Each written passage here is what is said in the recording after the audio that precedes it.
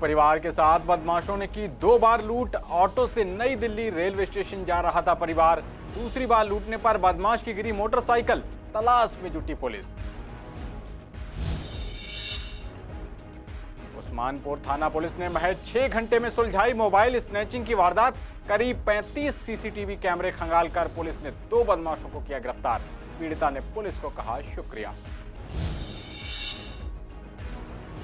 एक साथ कई मोर्चों पर जंग लड़ रही पूर्वी दिल्ली। कोरोना, प्रदूषण और डेंगू चिकनगुनिया का बार। बोली कंचन माहेश्वरी, सबसे जंग को ईडीएमसी तैयार। ईस्ट विनोद नगर में पिस्टल तानकर महिला से छीनी उसकी सुहाग की निशानी मंगलसूत्र। एक पार्टी से अपने घर वापस लौट रही थी महिला। सुरक्षा व्यवस्था पर उठे सवाल। और शादियों में 50 लोगों की लिमिट से बैंक्वेट हॉल मालिक निराश। कहा लॉकडाउन में हुआ काफी नुकसान, अब है हमारे व्यापार की सीजन, लिहाजा 100 लोगों की होनी चाहिए लिमिट। नमस्कार, आप देख रहे हैं पूर्वी दिल्ली खास और मैं हूं आपके साथ पवन पांडे। बुलेटिन की शुरुआत करते हैं। पूर्वी दिल्ली के विकास मार्ग पर एक परिवार के साथ 2 बार लूट होने की घटना सामने आई है। मिली जानकारी के मुताबिक कस्तूरबा नगर के रहने वाले संतोख सिंह परिवार के साथ ऑटो से नई दिल्ली रेलवे स्टेशन जा रहे थे, जहां से उन्हें मध्य प्रदेश के लिए ट्रेन पकड़नी थी। रात के लगभग 9 बजे जब परिवार विकास मार्ग पर पहुंचा, तभी मोटरसाइकिल सवार 2 बदमाशों ने उनसे फोन लूट लिया और फरार हो गए। इसके बाद जैसे तैसे परिवार स्टेशन पहुंचा। स्टेशन पहुंचकर उन्हें पता चला कि जो मोबाइल बदमाशों ने लूटा है, उसी फोन में ट्रेन का पीएनआर नंबर भी था। परिवार के पास रेलवे टिकट भी नहीं था। ऐसे में उन्हें घर वापस लौटना पड़ा। लौटते वक्त रास्ते में वही बदमाश फिर से दिखाई दिए। परिवार के लोग जब उनसे फोन मांगने गए तो बदमाशों ने महिला के कान से सोने की बाली तोड़ ली और भागने लगे। तभी परिवार के एक सदस्य ने मोटरसाइकिल को टक्कर मारकर गिरा दिया। पकड़े जाने के डर से बदमाश मोटरसाइकिल छोड़कर मौके से फरार हो गए। पुलिस ने संतोख सिंह की शिकायत पर केस दर्ज कर लिया है और मोटरसाइकिल को कब्जे में लेकर बदमाशों की तलाश कर रही है। 17 तारीख को हम जा रहे थे अपने घर से नई दिल्ली रेलवे स्टेशन। तो रास्ते में गई पापा पीएनआर चेक करने के लिए ना, टिकट चेक करने के लिए मोबाइल निकाला उन्होंने। तो मोबाइल निकाला उन्होंने, जैसे मोबाइल निकाला ना तो बाइक सवार 2 आदमी आए थे। वो गाड़ी थी सुजुकी गाड़ी थी, ब्रिस्टल जिक्सर गाड़ी थी उनकी सुजुकी। तो वो गए थे, उन्होंने मोबाइल लेके चले गए। जब हमने उनका पीछा करा ना तो रास्ते में खड़े मिले थे। वो किसी और ताक में थे या देख रहे थे भी क्या हुआ क्या वाकया। वो मतलब कि उसी साइड जहाँ से उसी का अपोजिट साइड में वो खड़े थे। तो हमने उसी टाइम अपनी गाड़ी से उनको घेरा, तो गाड़ी से रोका जैसे ही। और वो लोग तो हाथापाई हुई थोड़ी सी, मम्मी को भी जैसे हुई थी, तो उसमें से हाथापाई इसमें से अपने छुड़ा के भाग लिए। तो गाड़ी वहीं पे छोड़ के भाग गए थे। वो एयर रिंग थे ना, वो मम्मी के सामने आए थे तो उन पर भी हाथ मारा उन्होंने। फिर वो निकल लिए उस टाइम वहाँ से, तो हम उनको नहीं पकड़ पाए, तो गाड़ी हमने पकड़ ली थी। तो पहले उन्होंने फ़ोन मेरा छीना, उसके बाद हम वापसी आ गए। वापसी में दोबारा वारदात के लिए वो खड़े थे वही सड़क के किनारे। हमारे पोते ने पहचान लिया, दादाजी यही गाड़ी है। उनको नहीं पता था कि ये पिछले वारदात वाले हैं। जैसे मेरी मिसेज आई, उसके हाथ यूँ कान पे मारा। जैसे हम पहचान तो हमने लिया था, तब हमारा लड़का जो है गाड़ी उसके आगे लगा दी, बाइक के आगे। उसकी गाड़ी रोक ली हमने, वो गाड़ी से गिर गया अपनी बाइक से और वो भाग गए। नहीं, चोट नहीं आई है मेरे। वैसे मतलब कि मैं गाड़ी का डंडा कूद के, ये लड़का इधर से गाड़ी उसके साथ लगा के हुआ ना, तो वो ऊपर से कूदे। लड़का एकदम निकल के भागा, तो मैंने आवाज़ लगाई, मैंने कहा रवि वापस आ जाओ, आप वापस आ जाओ, कि गए तो जाने दो। तो मैं डंडा कूद के जैसे आगे होने लगी ना, जैसे वो गाड़ी से भाग रहा था, तैसे मेरा एकदम मुझे हटाने की सोची है क्या, अब या गिरी हो या उनके आता ही हो, ये मुझे नहीं पता। मेरी बाली मुझे नहीं मिली। वहीं पूर्वी दिल्ली के थाना उस्मानपुर इलाके में सुबह एक लड़की के साथ हुई मोबाइल स्नैचिंग की वारदात को पुलिस ने महज 6 घंटे में सुलझा लिया। पुलिस ने करीब 35 सीसीटीवी कैमरों को खंगालकर 2 बदमाशों को गिरफ्तार किया है। मिली जानकारी के मुताबिक उत्तर पूर्वी जिले के थाना उस्मानपुर के ब्रह्मपुरी इलाके में रहने वाली निशा नाम की लड़की अपने ऑफिस से घर लौट रही थी।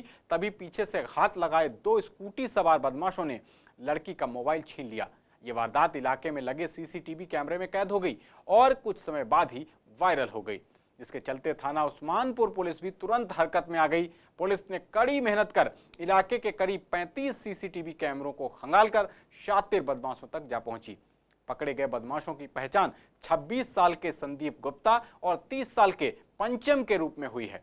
वहीं इस त्वरित कार्रवाई और मोबाइल मिलने से पीड़ित लड़की बहुत खुश हुई और पुलिस का शुक्रिया अदा किया। आज सुबह लगभग 9:30 बजे की ये घटना है, जिसमें एक युवती अपने काम से वापस लौट रही थी और जब ये ब्रह्मपुरी में गली नंबर 13 के पास पहुंची, ये मोबाइल से बात कर रही थी। उस समय स्कूटी सवार 2 लड़के आए, जिनमें से जो पीछा बैठा हुआ लड़का था उसने मोबाइल फ़ोन छीन के ये लोग वहाँ से भाग गए।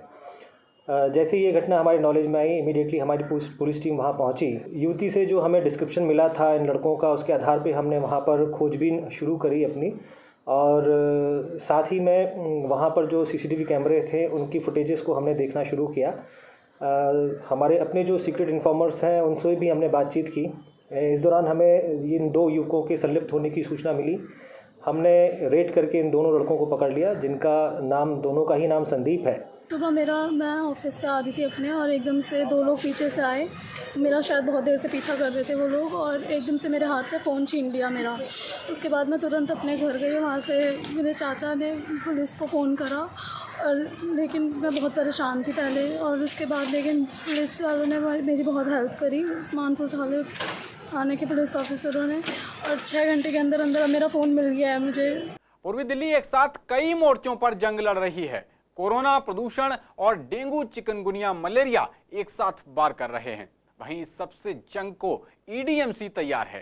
क्षेत्र में अब तक चिकनगुनिया के 4, डेंगू के 60 और मलेरिया के 50 केस हैं। इस बारे में बात करने पर हेल्थ कमेटी की चेयरपर्सन कंचन महेश्वरी का कहना है कि क्षेत्र में पहले के मुकाबले बहुत कम केस हैं। इन सब चुनौतियों से जंग के लिए एमसीडी तैयार है। डीबीसी कर्मचारी लगातार काम कर रहे हैं। उन्होंने ये भी कहा कि दिल्ली सरकार कोविड सर्वे के लिए डीबीसी कर्मचारी मांग रही है, पर हम देने वाले नहीं हैं। चिकनगुनिया के जो हमारे पास अभी तक केस आए हैं वो 4 केस आए हैं, और डेंगू के हमारे पास 60 केस हैं, और मलेरिया के 50 केस हैं। इस तरह से देखा जाए तो पिछले सालों से ये संख्या बहुत ही कम है। हमारे डीबीसी वर्कर जो फील्ड में जाते हैं बहुत अच्छे से अपने काम को कर रहे हैं, और दवाइयाँ भी, जैसे लोगों को इस बार डर था कि हम नहीं कर पाएंगे, परंतु एमसीडी ने अपना काम बखूबी निभाया है, और सभी जो स्थिति है वो पूरी तरह से कंट्रोल है। अभी मच्छर वगैरह भी काफ़ी कम है, तो इसके हिसाब से ये आगे बढ़ने की भी संभावना थोड़ी कम ही है। हम अपने पास पूरी तरह से तैयार है, क्योंकि हमारे पास जो भी दवाइयाँ हैं, छिड़काव की दवाइयाँ हो, चाहे लोगों को जागरूक करने की बात हो, हर चीज़ में निगम तैयार है। बस एक दिक्कत है, कोविड की वजह से कोई भी कर्मचारी जो है घरों में ऊपर तक नहीं जा पा रहा, जिससे कि पानी की टंकी चेक करना हो या उनके कूलरों में दवाई डलवानी हो, ये सारी चीज़ें नहीं हो पाती। जीटीवी के कोविड होने से और राजीव गांधी के कोविड होने से सारा जो बोझ है वो स्वामी दयानंद पे ही आ चुका है। इसके बावजूद भी हमने 20 बेड अलग से करवाए हैं, कि जिससे भी कोई भी समस्या हमारे रोगियों को ना हो, और डेंगू, मलेरिया, चिकनगुनिया का कोई भी मरीज आता है तो उनको अलग से ट्रीट किया जाता है। पूर्वी दिल्ली के ईस्ट विनोद नगर थाना कल्याणपुरी में एक महिला से पिस्टल की नोक पर उसकी सुहाग की निशानी लूट ली गई। लुटेरों ने पार्टी से लौट रही महिला के सिर पर पिस्टल रखकर उसका मंगलसूत्र लूट लिया। वहीं लूट की इस वारदात को अंजाम देते हुए लुटेरे सीसीटीवी कैमरे में कैद हो गए। बताते चलें कि पूर्वी दिल्ली के विनोद नगर में शुक्रवार की दोपहर करीब 3 बजे के आसपास 2 महिलाएं एक पार्टी करके अपने घर वापस लौट रही थीं। तभी अचानक हेलमेट पहने 2 व्यक्ति आकर एक महिला से छीना झपटी करने लगे। जब महिला ने उसे जोर से धक्का मारा तो लुटेरे ने पिस्टल निकालकर उस महिला के सर पर लगा दी और बोला कि जो आपने गले में मंगलसूत्र पहना है उसे उतार के दे दो। महिला ने अपनी जान खतरे में देखते हुए मजबूरन अपने सुहाग की निशानी मंगलसूत्र लुटेरे को उतार कर दे दी। वहीं जब लुटेरा पिस्टल लहराता हुआ वहां से भाग रहा था तो ये सारी वारदात पास में लगे सीसीटीवी कैमरे में कैद हो गई। महिला का कहना है कि पहले तो सोने की चेन छीन ली जाती थी, जिसको उन्होंने पहनना छोड़ दिया, लेकिन मंगलसूत्र एक सुहागन की निशानी होती है। ऐसे में अब लगता है कि उन्हें मंगलसूत्र पहनना भी छोड़ना पड़ेगा। ऐसे में पुलिस पर सवालिया निशान खड़े होते हैं कि दिन दहाड़े अगर ऐसी वारदातें होंगी तो लोग कैसे सुरक्षित रह सकते हैं। वहीं मामले में FIR दर्ज कर ली गई है और पुलिस लुटेरों की तलाश में जुटी है। एक्चुअली हम अपनी फ्रेंड की बेटी की एंगेजमेंट में से आ रहे थे, तो गुरुद्वारे से आते टाइम जस्ट यहाँ पे सब्जी वाले की रेडी लगती है ब्लॉक गली नंबर 3 के आसपास। तो वहाँ से हम जैसे ही आ रहे थे घर के लिए टर्न करने वाले ही थे कि पीछे से एकदम से कोई आया भागते हुए और उसने एकदम से गले में जो पहना हुआ मंगलसूत्र था वो उसने एकदम छीनने की कोशिश की। तो हम लोग उस पर चिल्लाए और फिर उसके बाद मैंने उसे धक्का दिया। जैसे ही मैंने उसे धक्का दिया उसने एकदम से अपनी पिस्टल निकाली और सीधा मेरे पे अटैक करने की कोशिश की। देन फिर हम लोग चुप हो गए क्योंकि हमने कभी आज तक तो पिस्टल देखी नहीं थी, पर ये था कि हाँ, अब हमने कहा कि जो अब वो लेने आया उसने सीधा यही बोला कि अपना जो मंगलसूत्र है वो उतार के दो। तो जस्ट हमने वो फिर उतार के दे दिया उसे और वो फिर आगे भागता हुआ गया और सामने से एक बंदे ने उसको रोकने की कोशिश की। देन उसको भी उसने यही बोला कि आप हट जाओ वरना मैं शूट कर दूंगा। उसके बाद वो स्कूटी में बैठे और वहाँ से सीधा गुरुद्वारे की तरफ होके निकलते चले बने। अच्छा मैडम, दिन दिहाड़े ऐसी लूटपाट हो रही है तो इस पे आप क्या कहना चाहेंगे?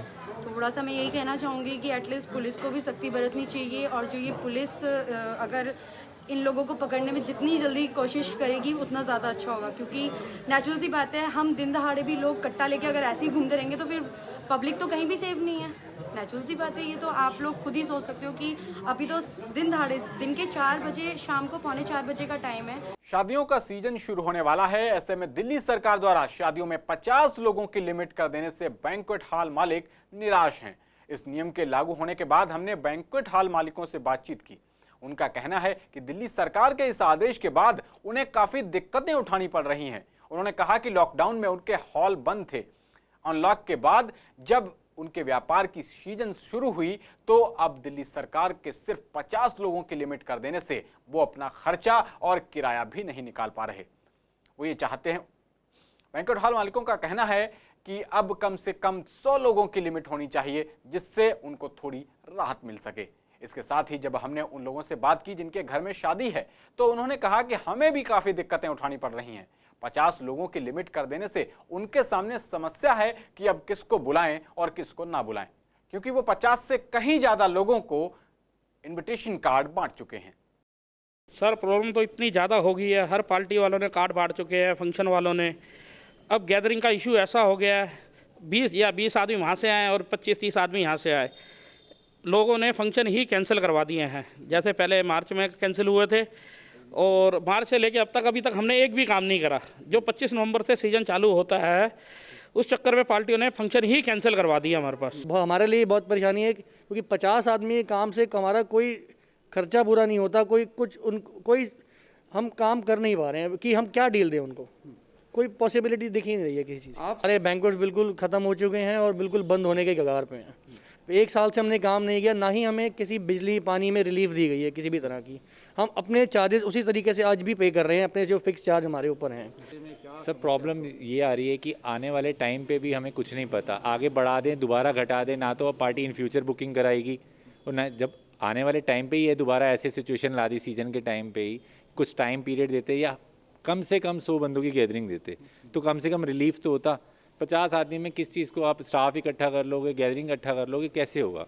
इतनी ज़्यादा प्रॉब्लम क्रिएट हो रही है। इस वजह से जो इन फ्यूचर के फंक्शन तो बुक होने ही बंद हो गए हैं, क्योंकि कभी अगर दोबारा इन्होंने कर दिया और दोबारा 50% कर दिया तो पार्टियों को पहले ही शक हो रहा है। यही कहना चाहते हैं कि सरकार को पहले या तो मार्केट्स में जो भीड़ हुई दिवाली के टाइम पे इतनी गैदरिंग हुई, वहाँ सोशल डिस्टेंसिंग का कोई पालन नहीं हुआ, वहाँ रोक लगाते। अब केसेस बढ़ रहे हैं, अब बैंकेट्स वालों ने 100, 125, 150 की बुकिंग ले रखी है।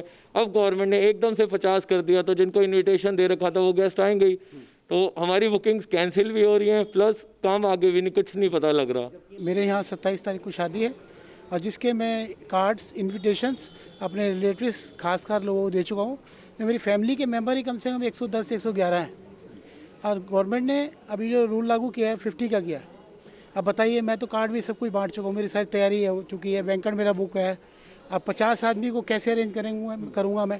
अभी तो मेरे गली मोहल्ले के जो मेरे रिलेटिव्स जो थोड़े दूर के हैं वो तो रह ही गए सब। बैंकेट वाले वापस नहीं करेंगे ना पैसा, उनसे तो बुक होता है। आपने मान लीजिए 100 बुक किए तो वो 100 की पेमेंट लेंगे, चाहे 50 ले जाओ चाहे 60 ले जाओ, वो रिफंड नहीं करेंगे आपको। तो अब देखिए हमारी सिचुएशन तो ये सारी है, आप सबके सामने ही है। ये कैसे होगा समझ नहीं आया, कैसे हम मैनेज करें। अब जो हमने जो भी कार्ड बांटे तो गवर्नमेंट के रूल के हिसाब से बांटे। गवर्नमेंट ने कहा 200 तक आप गैदरिंग कर सकते हैं। अब एकदम गवर्नमेंट ने ये बदल दिया कि कोविड बढ़ गया। तो कोविड को पहले ही कंट्रोल जब हो रहा था, अच्छा वाला चल रहा था कंट्रोल में, तो एकदम इतनी मार्केट एकदम सब खोलने की जरूरत क्या थी? सर हम लोग तो इस चीज़ से बहुत परेशान हुए हैं। देखो हमारे परिवार में कम से कम 112 या 13 जने हैं और साथ में हमारा जो गली मोहल्ला है ये भी एक परिवार की तरह ही है। अब किसको बुलाएं और किसको ना बुलाएं, जिसको नहीं बुलाते हैं कई लोग नाराज़ भी हो जाते हैं, उनको भी देखना होता है। कुल मिला के यही है कि गवर्नमेंट जो भी ये कर रही है इसको सोच समझ के इसका निर्णय ले। सूबे में सर्दी ने अपनी दस्तक दे दी है। ऐसे में पूर्वी दिल्ली में रैन बसेरों में क्या हालात हैं, इसको लेकर सीसीएन संवाददाता कुणाल ने जीटीबी हॉस्पिटल के सामने बने रैन बसेरे का जायजा लिया। इस दौरान हमने पाया कि यहाँ पर लोगों को सर्दी से बचाने के सभी इंतजामात किए गए हैं। लोगों के लिए कंबल और चादर आदि सब मंगाकर रखी गई हैं। वहीं कोरोना के चलते सोशल डिस्टेंसिंग का भी पालन किया जाता है। पहले इन रैन बसेरों में 25 लोगों के ठहरने की लिमिट थी, उसको कम कर 10 से 12 कर दिया गया है। जी सर, यहाँ पर हमारे पास मतलब बेडशीट भी हैं, पर्याप्त बेडशीट, उसके ऊपर सीट कवर, तकिया और ब्लैंकेट, कम्बल सब इत्यादि व्यवस्था पूरी है। यहाँ पर मतलब किसी प्रकार की किसी इंसान को कोई दिक्कत नहीं जाती। जो भी होता है मतलब हम उनकी सेवा करते हैं। जैसे मतलब कोई दिक्कत हो रही है तो उनकी मतलब एक तरफ कोरोना भी है, एक तरफ सर्दियाँ भी आ चुकी हैं। हाँ सर। ऐसे में क्या पालन आप करवाते हैं? सर कोरोना से मतलब पालन ये है कि मास्क, सैनिटाइजर, सर देख सकते हैं आप, सोशल डिस्टेंसिंग का पालन भी करते हुए हर चीज़ रखा हमारे पास। मास्क भी है, सैनिटाइजर है, हैंड वॉश। यदि कोई बंदा बाहर से आता तो उसको पहले हम सैनिटाइजर करवाते हैं। ऐसा जी हाँ, नहीं परेशानी कोई नहीं है। वैसे 2 कंबल 3 कंबल चाहिए होते हैं, गद्दे हैं, तकिए हैं, लेटरिन बाथरूम भी है, पानी भी है, सो कोई परेशानी। खाना आता है 2 बार ही, दवाई भी है, डॉक्टर आते हैं, दवाई देते हैं, दवाई भी लेते हैं हम। अच्छा, मतलब यहाँ भीड़ भाड़ तो नहीं होती? नहीं जी, 17-18 बंदे, इससे ज़्यादा नहीं। पूर्वी दिल्ली में तमाम जगहों पर गोपाष्टमी का त्योहार मनाया गया। आपको बता दें कि विश्वकर्मा नगर में गौग्रास सेवा ट्रस्ट ने गायों का पूजन किया। इस अवसर पर ट्रस्ट के संस्थापक योगेश कुमार भाटी ने गोपाष्टमी मनाई। वहीं गोपाष्टमी पर भी कोरोना का असर साफ साफ दिखा। गोपाष्टमी पर मंदिरों में भीड़ ना हो, इसके लिए कई जगह गाय और भगवान कृष्ण की फोटो की पूजा की गई। वहीं कुछ गौशालाओं में सोशल डिस्टेंसिंग का ध्यान रखते हुए गौ पूजन किया गया। हम लोगों ने सुबह पूजा पाठ करके बड़े जो है प्रेम से गोपाष्टमी का पूजन किया गया और बहुत अच्छी तरह से गोपाष्टमी मनाई गई। लोग तो कम थे, महिलाएं भी कम थीं, लेकिन अब की बार गाय ना बुला करके हमने गौ माता का चित्र भगवान कृष्ण का दूध पीते हुए उनको रखा और उनका पूजन किया, उनको वस्त्र पहनाए और उनको मिष्ठान का भोग वगैरह लगाया, आरती की और उनका पूजन किया गया। और गोपाष्टमी की जैसे कि आप लोगों को पता है, छोटी सी कथा आती है कि क्यों मनाई जाती है। तो आज के दिन ऐसा कहा गया है कि जब छोटे थे कृष्ण भगवान तो ब्रजवासी सभी गाय चराने के लिए जा रहे थे। तो गोपाल जी ने, कन्हैया जी ने पूछा कि भाई ये गाय चराने जा रहे हैं, कहाँ ले जाते हैं, क्या मैं भी जा सकता हूँ? तो नंद बाबा ने मना कर दिया। लेकिन धीरे धीरे समय निकलता गया, कार्तिक का महीना आया और कार्तिक के महीने में शुक्ल पक्ष की अष्टमी तिथि आई। उस दिन गोपाल भगवान कृष्ण ने जो है जिद की और कहा कि मैं गोपाल और मैं कृष्ण हूँ, मैं तो गाय चराने के लिए जाऊँगा ही, मुझे तो बड़ी अच्छी है, प्रेम लगता है गायों से। तो नंद बाबा ने उस दिन कहा कि ठीक है, आप गाय चराने के लिए जाइए। तो उस दिन भगवान कृष्ण ने जो है गायों को चराना प्रारंभ किया और उस दिन से ही भगवान कृष्ण का नाम गोपाल पड़ गया। आज गोपाष्टमी है और हमारे धर्म के अनुसार भगवान श्री कृष्ण ने आज गैया की जो पूजा शुरू की थी, उसी पर्व को हम लोग गोपाष्टमी के नाम से जाना जाता है और मनाते भी हैं। और आज गौशाला में भी हमारी यही चीज़ हो रही है कि काफ़ी फ़र्क पड़ रहा है और लोग जो आ रहे हैं सोशल डिस्टेंसिंग का भी पालन कर रहे हैं, सैनिटाइज भी कर रहे हैं अपने आप को, बट फिर भी मन में कहीं ना कहीं लोगों के डर फैला हुआ है। इसलिए गौ माता से हमारी यही प्रार्थना है और सब लोग यही प्रार्थना कर रहे हैं कि जो आज का जो पर्व है इसको कोरोना मुक्त किया जाए। इस पर्व का जो मेन महत्व है, जो हमारी गौ माता में 33 करोड़ देवी देवताओं का वास होता है, और अगर हम देखें धरती पर हमारे सिर्फ एक गौ माता ही ऐसी हैं जिनको हम सीधे तौर पे देख भी सकते हैं, उसकी पूजा भी कर सकते हैं। सूबे में कोरोना लगातार अपना रौद्र रूप दिखा रहा है। रोजाना मौतों का आंकड़ा 100 के पार पहुंचने लगा है। ऐसे में बढ़ते ग्राफ पर रोक लगाने के लिए केंद्र और राज्य सरकार लगातार कड़े कदम उठा रही है, लेकिन कृष्णनगर मार्केट में हर रोज शाम को भीड़ लगती है। ऐसे में सोशल डिस्टेंसिंग अस्त व्यस्त हो जाती है। इस इलाके के लोगों से इस बारे में बात करने पर यहां के लोगों ने बढ़ती भीड़ के लिए रेहड़ी पटरी वालों को जिम्मेदार बताया।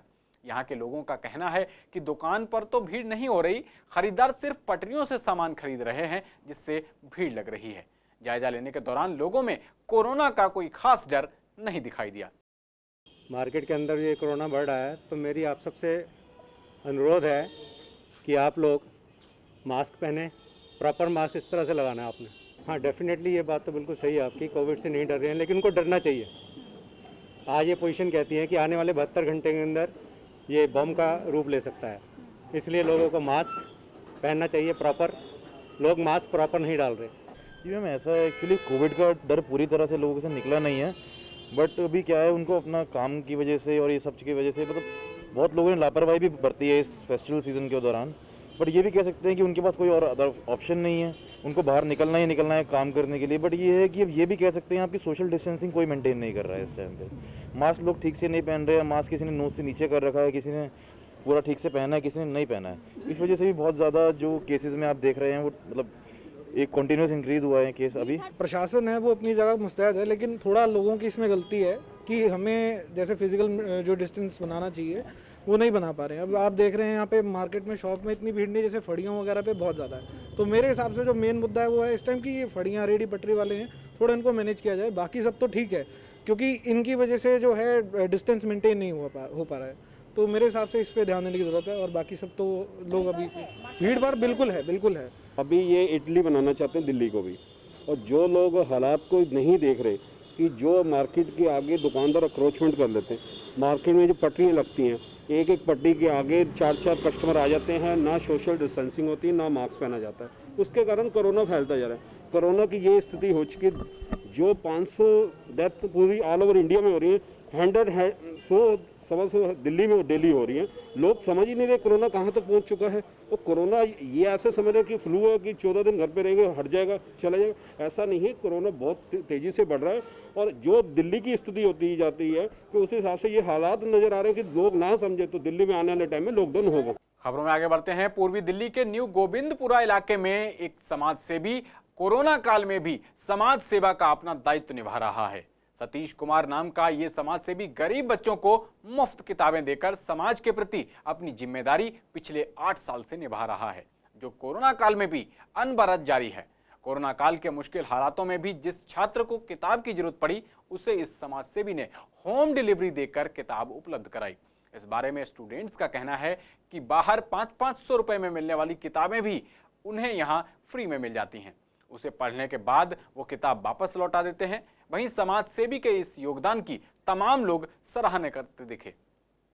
फ्री ऑफ कॉस्ट हम यहाँ से अपने न्यू साल की बुक्स परचेज़ कर सकते हैं, और इसमें बहुत फ़ायदा होता है क्योंकि यहाँ पे अपनी एनसीईआरटी बुक्स के साथ साथ हमें हेल्प बुक्स भी मिल जाती है। और यहीं हम बाहर जाएं तो वहाँ पे कॉस्ट चाहिए होता है उनको, वो पैसे लेते हैं, लेकिन यहाँ पे हमें फ्री ऑफ कॉस्ट चीज़ें मिल जाती है। मतलब जो बच्चे पढ़ नहीं पाते थे या जो पैसे नहीं दे सकते थे, तो उनके लिए बहुत बेनिफिट था, क्योंकि वो यहाँ पे पैसे नहीं देने पड़ते और वो एक्सचेंज करके ले जा सकते हैं। मैं भी थी, मैंने भी अपनी 7th लास्ट ईयर की बुक्स यहाँ पे दे दी थी और 8th स्टैंडर्ड की ली थी। यहाँ पे मैं फ्री की बुक्स लेने आया हूँ। यहाँ पे फ्री की बुक्स मिलती है और इससे बच्चों को बहुत फ़ायदा मिलता है। बाहर बहुत महंगी बुक्स मिलती हैं और यहाँ पे हमें फ्री बुक्स मिलती हैं। हम ये पुस्तक बैंक पिछले 8 साल से चला रहे हैं, और हर साल बच्चे बड़ी दूर दूर से आते हैं, दरियागंज, पटेल नगर, मोती नगर वगैरह सभी जगह से आते हैं, वैशाली, गाजियाबाद से।